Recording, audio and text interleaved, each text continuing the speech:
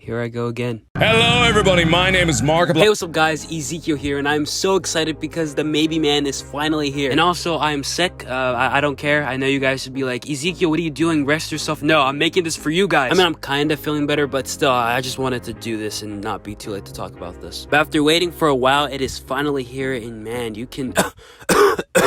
But after waiting for a while and getting a lot of snippets, bro, it is finally here and you cannot believe how happy I am. Some of the songs in that album surprised me, some songs made me feel like crying, some songs just made me want to be alone, and gosh darn it, they delivered, man. I think their messages and their realism are the best part about this album. From talking about being old in 2085 to completing a trilogy and turning out part 3, this was everything I wanted in an AJR album. A lot of heart, a lot of good tunes, a lot of catchy tunes. Let's just talk about this glorious album. I'm not trying to waste anyone's time. Like, I got nothing but good things to say about it. The opening track we have is the Maybe Man, and god damn, dude, this song spoke to me, man. When Jack walked out of that OKO forest, man, you know how many emotions I felt? Like, they was not joking, like they were actually moving on to a new era. One of my favorite lyrics from the song was, I wish that my brain would triple in size, I'd nail every joke, I'd win every fight, but I'd get too deep with that kind of mind, I don't want to know the point of life. I just love this lyric because you overthink and you're just like, what's the point of life? What's the point of anything, and why am I doing this? Why am I even doing something that people won't even care about? Everything in this song works very well, like him wanting to be an actor, but you wouldn't really know if his tears are real or not because he's pretending to be someone that he's not. Or him wanting to be so big that he can just go away from people. Or wanting to be God because he feels like he can make things his own way. But sadly, that can't happen, and we are in reality. And he just wants to know who he is. We all want to know who we are. What is our purpose in this earth? What is the meaning of us waking up every single day? God, Jesus, whatever's out there. Why are we waking up every day? I just question that every single moment of my life. I guess any spiritual being out there wants me to keep moving forward. But I love the Maybe Man. It was a great song. They sadly did not have an overture, but AJR explained why. Like, the album is like a table of context. Think of each song as if it was like a chapter. I try my best to explain what this means, but if I get anything wrong, please let me know. But yeah, the Maybe Man was a great opener. I love it very much. They do the classic thing AJR does every time, and I just respect it. This has got to be one of the best openers AJR has ever delivered, and I think we all can agree. Now, as for Touchy Feely Fool, I like Touchy Feely Fool. After we heard that one snippet of the song, I thought it was gonna be cool. The melodies, the clapping, the facts AJR speaks to you. Now, despite me not thinking it's a masterpiece, it has a very great message on you not trying to care about someone, but you're so attached to that person, you just can't help but be a touchy feely fool. It makes you look like a baby, and it makes you feel sad. Like that one lyric, I'm better off a stick, I'm better off a stone, I'm better off a jerk, I'm better off alone. It just shows that you want to step away from people, like you want to be alone sometimes. Not saying to cut off your friends completely, because you love your homies, your family. That one person that makes you your true self and brings you inner peace, you appreciate that. It's just some days you just want to be left alone. I communicate with some people, you just want to be chilling in the side where it's dark and angsty. But what I'm trying to say is you don't have to change. You can be a touchy-feely fool if you want to. As long as it's your true self, go on out there and be brave. Because I feel like there's some people out there who won't accept you for who you are. But if you put yourself with the right amount of people, maybe things will be alright for you. But of course, if I misinterpret this, let me know. Yes, I'm a Mess was very great. I just love this song so much. The nice whistling. I just love the whistling melody. The song is plain and simple. You feel like a mess. Like you're just tired of everything. You feel like a disgrace. Like you just want to tell your boss how you really feel. You just have all this anxiety and pressure on your head. Like you're just tired of everything. Well, I guess my only complaint about this song is them slowing down the melody at the end. I mean, which I like. I mean, it sounds good. It's just, why did it need to happen? You got me hooked onto the song. Everything was sounding great, and then you just slow it down and to make it sound weird. But I'm going to let it slide because it tells a great message. I just love it, man. I also enjoyed the music video as well. It's literally another I'm Not Famous, just Jack running around in an Elmo costume. The Dumb song is by far the best thing I've heard in this album. It is my second favorite song in this album. The next one is my favorite, but we'll get to that very soon. The happiness that they have about being dumb is just so genius. And I could relate because I'm an idiot. I'm dumb. I feel dumb all the time. You guys may not think I'm dumb, but I'm an idiot. And I'm very glad to be an idiot. Or at least now because of this song. Dude, like they're just speaking facts. And I just give that a pat on the back, thumbs up, just by far one of the best things of 2023. Like AJR got their homies, one of their girlfriends, and just everyone that was important to them to sing this song, and it paid off very well. It was well worth the wait, and I'm so glad this was the third single. Now here's a message for anyone who feels goes this way. If you guys feel dumb, if you feel like you can't do that, just get it done. Just get it over with. You are a smart individual. No matter how many times you put yourself down, just remember you can keep moving forward. Why would you come take advice from someone who doubts himself every day? I'm not sure how to give you that answer, but what I'm trying to say is just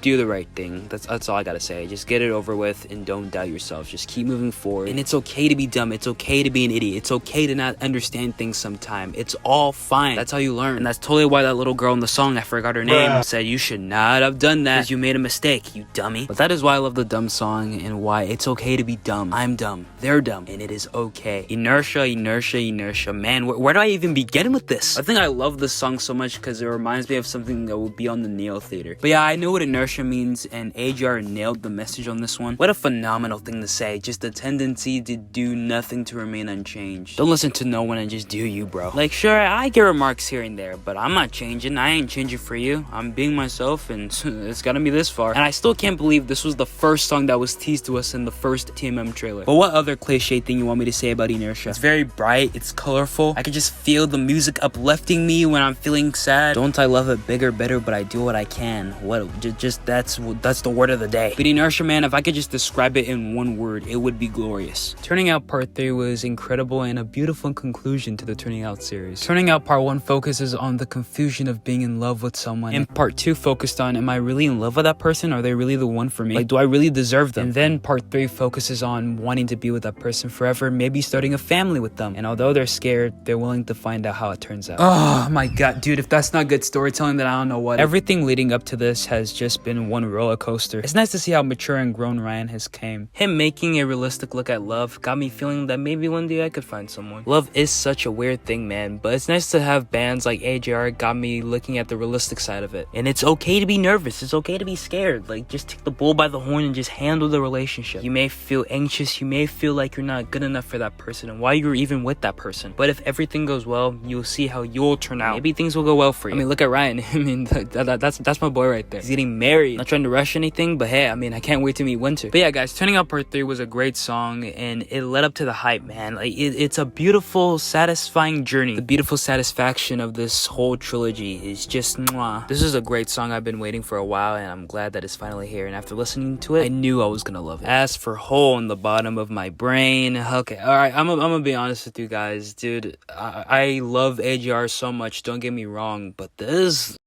Know your place, trash. Like, what is this? Like, this sounds like something I would hear from The Living Room, their first studio album that I heavily despise. I mean, some good songs here and there, but The Living Room is trash. And Hole in the Bottom of My Brain was just not cutting it, man. It sounded so weird. I don't know what sound they're going for, but it just wasn't it, dude. Oh my god. I mean, sure, the lyrics have kind of stuck to me a little bit, which is one of the reasons why I still have this on my like songs on Spotify or music. And you're probably saying, Ezekiel, what's wrong with you? You like the lyrics, but you don't like the beat of the song? Like, that's the whole... Well, that's just how I am. I know that's really odd. Hole in the Bottom of My Brain is literally nothing special, yet it's very compelling through its lyrics, but at the end of the day, it just sounds like something you would hear from The Living Room, for crying out loud. Okay, guys, now these two songs were singles for TMM, but I technically already went over them. Those songs being I Won't and The DJ's Crying for Help, and I did just look over the dumb song, so why not look at them both? The DJ's Crying for Help is a beautiful love letter for those who feel like they can't accomplish things in life. When Jack sang hired,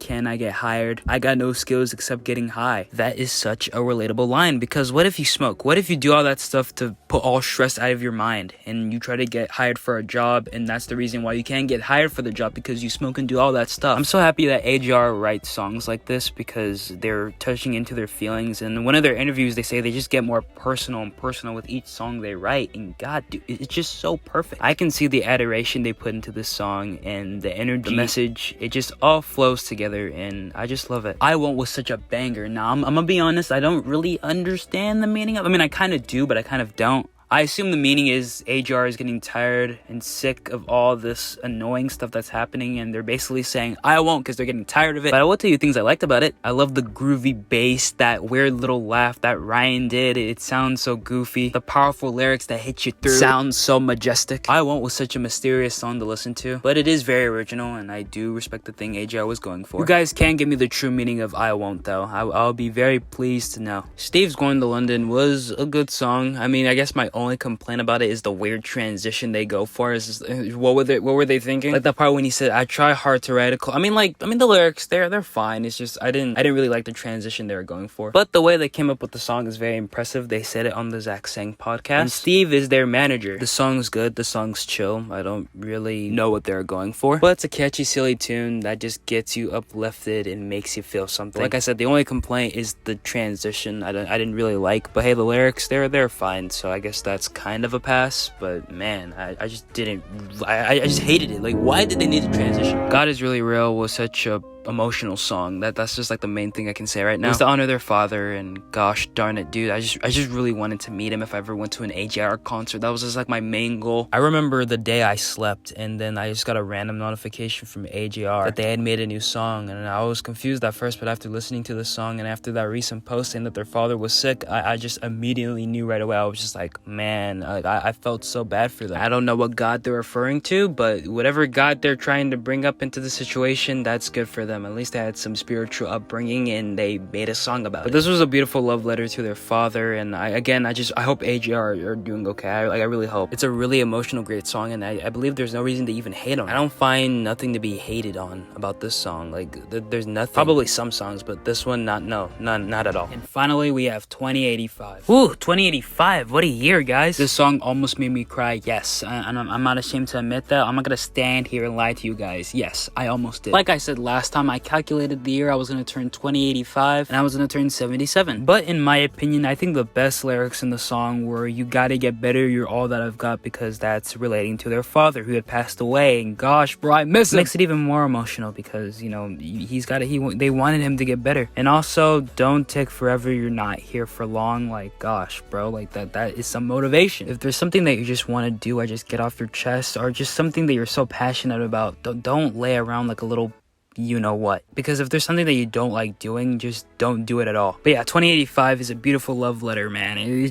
Just live life to the fullest and never give up. If there's anything bothering you, just listen to music or just spend some time reading books or something. Don't distract yourself with social media. I mean, no, I mean, you can still watch me, but just like you know what I mean. Just like focus on yourself. It's just a great motivational song. AJR always does great at, and gosh man, they really know how to deliver to an audience, give us what we want, know how we're feeling, and just writes a great song to relate to us. And although I wanted an overture, the table of context structure kind of worked. I mean, it kind of made sense to me, I'm gonna be honest. But that is all I have to say about 2085 and the rest of the Maybe Man, and I'm gonna give it a 9 or 8 out of 10. What a beautifully crafted, simple, put together album. Like, geez, like this is what I've been waiting for a long time, and now that it's finally here, it feels weird. Maybe, I don't know, it just kind of feels odd to me because I've been waiting for so long.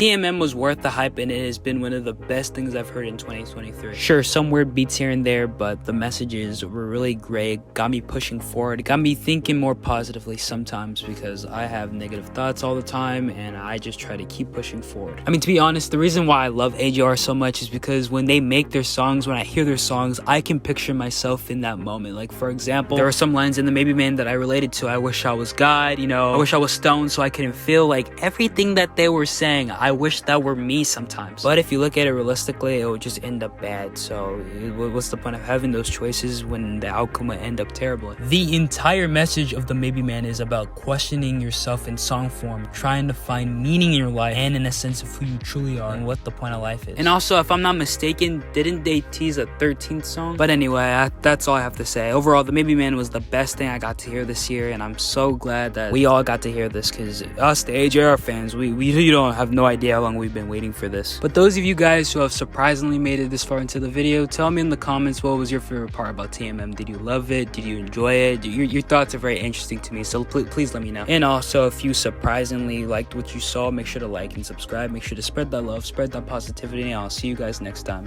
Peace. The truth is that we're screwed.